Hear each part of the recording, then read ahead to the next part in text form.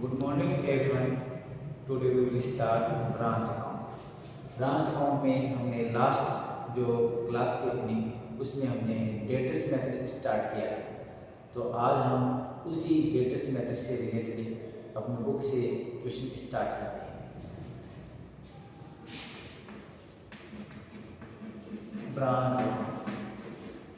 Branch account में अलग अलग मेथड दे रखे हैं और उसी मेथड में फर्स्ट मेथड हमारा था डेटस account.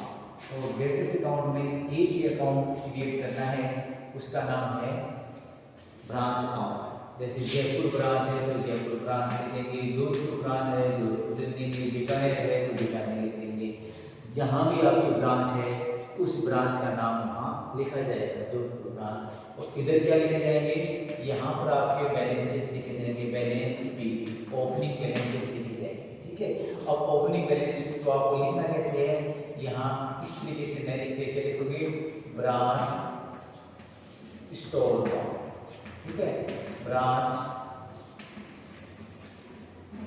डेटस account, branch petty cash account और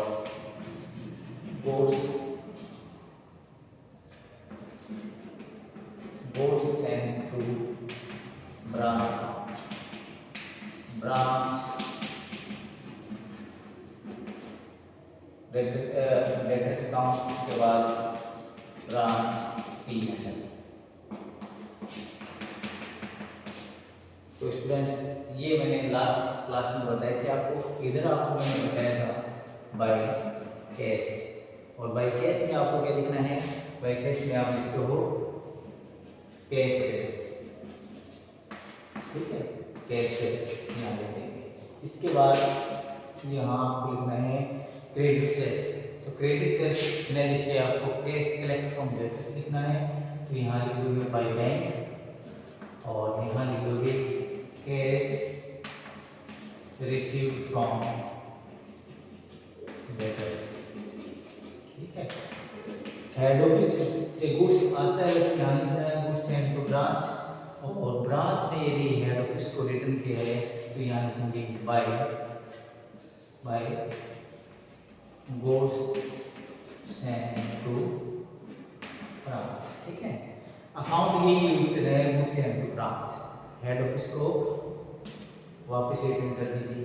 इसके बाद दोस्तों आपको मैंने बताया थे ये तीनों जितने बैलेंसेज है, स्टॉक का बैलेंस है, डेटर्स का बैलेंस है, पेटी केस का बैलेंस है, और भी कोई ओपनिंग बैलेंसेज है उनके क्लोजिंग बैलेंसेज यहाँ लिखते हैं। इस प्रकार से अपने को अकाउंट मेंटेन करना है। क्लियर? तो ये जो ब्रांच अकाउंट है डेटर्स मेथड में एक ही अकाउंट आपको क्रिएट करना है और उसका नाम क्या है, ब्रांच अकाउंट। जो भी ब्रांच है आपकी उस ब्रांच के अकॉर्डिंग अपने को यहाँ पर लिख देना है। जैसे आपका हेड ऑफिस जयपुर में है और जोधपुर में आपकी ब्रांच है तो यहाँ जोधपुर ब्रांच लिखा जाएगा। ठीक है, इसके अकॉर्डिंग अपने को करना होता है। और कैश सेल्स आती है, क्रेडिट सेल्स इसमें नहीं आती है। इसमें क्रेडिट सेल्स जो आपने किया उसे कितना कलेक्ट किया है वो आपको लिखना है, क्योंकि हेड ऑफिस के द्वारा कैश सेल्स और क्रेडिट सेल्स की परमिशन दी जाती है ब्रांच को। यदि कैश सेल्स की परमिशन है और क्रेडिट सेल्स की परमिशन नहीं है तो यहाँ कैश कलेक्ट फ्रॉम डेटर्स नहीं आएगा। ठीक है, कैश कलेक्ट आपने किया है डेटर्स से, इसका मतलब मीनिंग ये हुआ कि आप क्रेडिट सेल्स करते हो।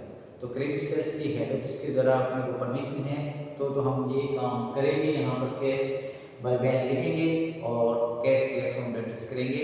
और हो सकता है आपको डेटर्स अकाउंट भी क्रिएट करना हो, आगे क्वेश्चनों में बनाएंगे पर डेटर्स अकाउंट, तो वो डेटर्स अकाउंट भी अपने को क्रिएट करना आना चाहिए। ठीक है, तो बेटा वो और आपको समझा देता हूँ डेटर्स अकाउंट कैसे होता है। वो छोटा सा फॉर्मेट है वो समझ लीजिए। ब्रांच डेटर्स अकाउंट, ये इसका क्या है, वर्किंग नोट। अपन कौन सा मेथड कर रहे हैं, डेटर्स मेथड कर रहे हैं। तो डेटर्स मेथड में सिंगल एक अकाउंट बनेगा, उसका नाम होता है ब्रांच अकाउंट। बट इसके लिए जो वर्किंग नोट बनाने पड़ेंगे उसमें आपको ये अकाउंट भी यूजफुल रहेगा। कौन सा, डेटर्स अकाउंट। वैसे सिंपल अकाउंट है डेटर्स अकाउंट, जो 11 12 जो हमने किया है वैसे ही। सबसे पहले यहाँ डेटर्स अकाउंट में क्या लिखना है, बैलेंस इक्विटी मीन्स डेटर्स का ओपनिंग बैलेंस यहाँ भी यूज किया जा रहा है। इसको क्या करना है, यदि आपको कैश कलेक्ट फ्रॉम डेटर्स नहीं दे रखा है, ठीक है, कैश कलेक्ट फ्रॉम डेटर्स ये नहीं दे रखा है, यहाँ आप डेटर्स का क्लोजिंग बैलेंस देखोगे वो नहीं दे रखा है, ठीक है, तो आप इस अकाउंट की हेल्प से डेटर्स का closing balance, cash collect from debtors, credit sales ये आप आसानी से कैलकुलेट कर सकते हैं। इसके लिए हम ये यूज करते हैं। तो यहाँ लिखा जाता है टू बैलेंस क्रेडिट, फिर यहाँ लिखा जाता है ब्रांच स्टॉक अकाउंट, और यहाँ ये होता है क्रेडिट सेल्स, यहाँ लिखा जाता है। यहाँ लिखा जाता है बाय बैंक, तो बाय बैंक में क्या लिखा जाता है, cash collect from debtors, cash received from debtors, या दे जो कस्टमर से हमने कलेक्ट किया वो लिखा जाता है, ठीक है। और क्या लिखा जाएगा इसमें, और इसमें आपको ब्रांच एक्सपेंसेस जैसे डिस्काउंट अलाउड और डेट ये लिखे जाएंगे, ठीक है। ये और आपने कोई रिटर्न किया है तो वो यहाँ रिटर्न भी, सेल्स रिटर्न होता है ना, वो भी यहाँ लिख सकते हो आप लोग, सेल्स रिटर्न, ये सब यहाँ लिख के और यहाँ पे लिखा जाएगा बाय बैलेंस शीट। इस तरीके से यदि आपके पास कैश फ्रॉम डेटर्स नहीं है, डेटर्स का क्लोजिंग बैलेंस नहीं है, ओपनिंग नहीं है, और सभी डिटेल आपके पास अवेलेबल है, तो बेटा आप इसकी हेल्प से आराम से कैलकुलेट कर सकते हैं, ठीक है। अब ये स्टोरी है, ये ऑन कॉस्ट भी हो सकता है और आईपी का भी हो सकता है, इनवॉइस प्राइस का, तो उसको थोड़ा सा चेंज है, अपने को देखना है क्वेश्चन के अकॉर्डिंग कि किस प्रकार का है उसके अकॉर्डिंग। अब अपने बुक में आप सभी बच्चे देखिए अपनी बुक का फर्स्ट क्वेश्चन, जिसमें क्या क्या डिटेल दे रखी है। Ajmer general store has a branch at Jodhpur, the goods are sent to branch at cost price, तो जो ब्रांच को गुड्स ट्रांसफर किया जाता है वो कॉस्ट प्राइस पर किया जाता है। कैश रिसीव जो किया जाता है ब्रांच का, वो डेली हेड ऑफिस के अकाउंट में डिपॉजिट किया जाता है। All expenses are paid by the head office, branch के जितने भी एक्सपेंसेस होंगे उनका पेमेंट कौन करेगा, हेड ऑफिस उसका पेमेंट करेगा, ठीक है। तो अजमेर है जनरल स्टोर है, उसकी ब्रांच कहाँ पर है, जोधपुर में है, तो जोधपुर ब्रांच अकाउंट अपने को ओपन करना होगा, बनाना होगा, ठीक है। फिर branch account in the book of head office, head office की बुक में अपने को अकाउंट क्रिएट करने के लिए बोल रहा है, ठीक है। अब नीचे डिटेल क्या है, स्टॉक दे रखे है एक एक का, तो मतलब 1 जनवरी का स्टॉक है, मीन्स ओपनिंग स्टॉक है। गुड्स एंड ब्रांच दे रखे है, branch expenses paid by head office, rent, salary, other expenses दे रखे हैं। इसके बाद सेल्स बाय ब्रांच अपने को दे रखी है। इसके बाद स्टॉक 31 दिसंबर का स्टॉक दे रखा है, मतलब क्लोजिंग स्टॉक दे रखा है। ये डिटेल है अपने को, और इस डिटेल से अपने को branch Jodhpur branch account open करना है, ठीक है। तो सभी बुक सामने रखिए और अपने जोधपुर ब्रांच अकाउंट बनाना स्टार्ट करिए। जोधपुर ब्रांच अकाउंट अपन बनाते हैं, ठीक है।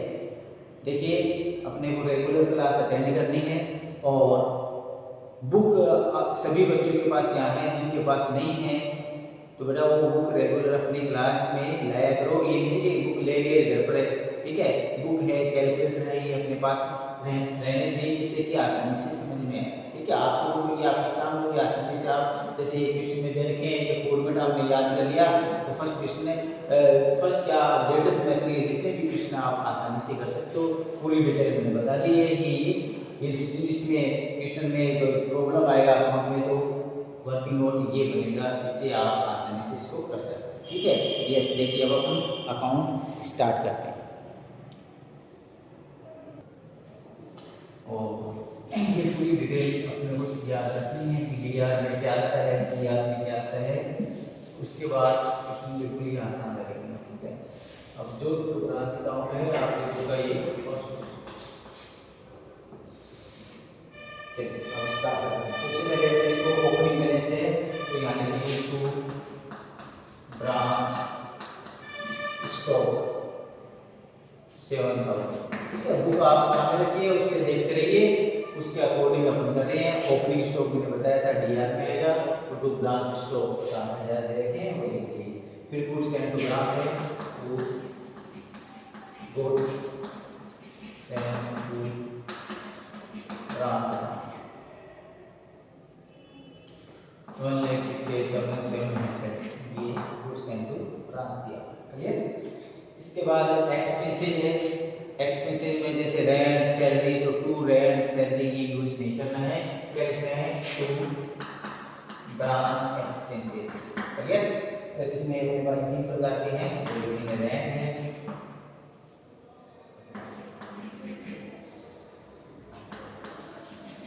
सैलरी है और अदर एक्सपेंसेस है 2000। तीनों का टोटल करेंगे और टोटल कितने होंगे। क्लियर। तीनों का जो खर्चे हैं उनको लिखेंगे अंदर की साइड में और फिर उनका टोटल अपन करके बाद इनका टोटल हो जाएगा 23,000। क्लियर। चलिए आगे बढ़ते हैं। इसके बाद अपने को देखेंगे सेल्स। अभी आप कहोगे सेल्स सर कैश सेल्स है क्रेडिट सेल्स है, तो यहाँ पर अपने को बोल रखा है कि हेड ऑफिस के द्वारा ऑर्डर है ओनली कैश सेल्स के, इसलिए क्रेडिट का मतलब ही नहीं है। यहाँ लिखेंगे बाय बैंक। समझने के लिए यहाँ आप लिख सकते हो कैश सेल्स। कैश सेल्स अपने को देखिए जितने भी है, अब इसमें सेल्स दे रखी है, कैश में भी है क्रेडिट में भी है, तो हम ये मानेंगे कैश सेल्स दे रखी हुई है। ठीक है।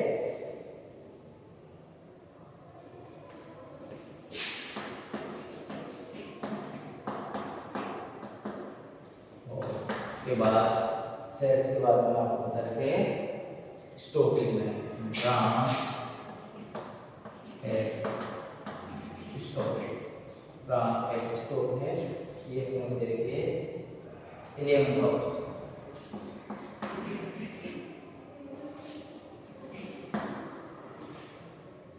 अब आपको क्या करना है, इनका टोटल करना है और डीआर में अंतर आएगा उसको करना है to branch profit and loss account, ये आपका अंतर आएगा।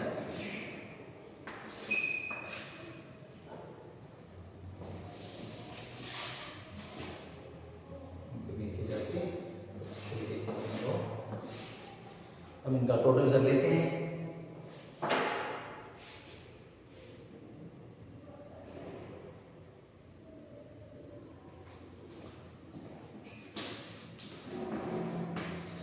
ये सीआर का टोटल है, ये टोटल यहाँ पुट कर देते हैं। आप भी चेक कर लेना सभी कैलकुलेटर से, ये टोटल क्या मैंने ये टोटल हमने टोटल कर दिया, ये टोटल डीआर में पुट कर दिया। अब ये इन सबको ऐड करिए और इसमें से लेस करिए, अंतर आएगा और टोटल होगा ये टोटल। ठीक है, ये अंतर आएगा ये टोटल। इस तरीके से ये फर्स्ट क्वेश्चन कंप्लीट हो गया। अब आप सेकंड थर्ड क्वेश्चन है वो करिए और थर्ड क्वेश्चन आपका होगा। ठीक है, तो इसमें कोई प्रॉब्लम है तो आप पूछ सकते हो। ये अपना डेट्स मेथड है, डेट्स मेथड में एक अकाउंट मेंटेन करते हैं और उसका नाम होता है ब्रांच अकाउंट। ठीक है, क्या नाम होता है ब्रांच अकाउंट। आपकी ब्रांच जोधपुर में है तो जोधपुर ब्रांच अकाउंट, पाली में है तो पाली ब्रांच अकाउंट, इसके अकॉर्डिंग ये ब्रांच अकाउंट मेंटेन किए जाते हैं। बिल्कुल ही आसान है, फॉर्मेट आपको बता दिया कि इस तरीके से डीआर में आएगा, इस तरीके से सीआर में आएगा, इसके अकॉर्डिंग आज हमने जो किया है वो ऑन कॉस्ट का किया है। नेक्स्ट क्लास में ऑन इनवॉइस प्राइस का मींस सेलिंग प्राइस पर किस प्रकार से अकाउंट मेंटेन किया जाता है, क्या प्रोविजन किए जाते हैं, और नेक्स्ट क्लास में करेंगे। आज के लिए इतना ही, थैंक यू।